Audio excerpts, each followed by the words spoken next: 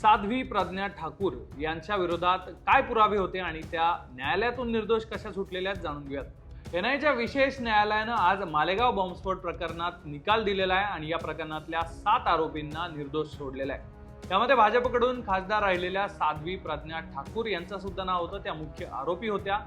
त्या निर्दोष कशा सुटलेल्या आहे जाणून घेऊयात। एनआयने न्यायालयाला सांगितलं की मशिदी बाहेर ज्या बाईकमध्ये स्फोट झाला होता ती प्रज्ञा ठाकूर यांच्या नावावर होती।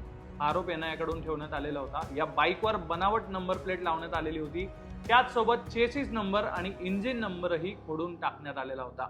एनआयने या गाडीला प्रज्ञा ठाकूर यांच्या विरुद्धचा सगळ्यात मोठा पुरावा म्हटलं होतं, त्यामुळेच प्रज्ञा ठाकूर या प्रकरणात मुख्य आरोपी बनल्या होत्या।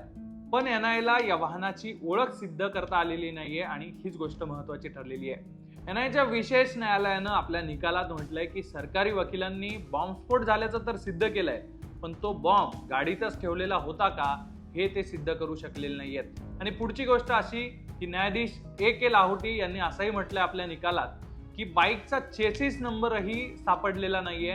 प्रज्ञा सिंह ठाकूर त्या बाईकच्या मालक होत्या हे सुद्धा सिद्ध करता आलेलं नाहीये। त्यामुळे बाईकचा चेसिस क्रमांक न सापडणं हे प्रज्ञा ठाकूर यांच्या निर्दोष सुटण्यासाठी महत्त्वाचं कारण ठरलंय।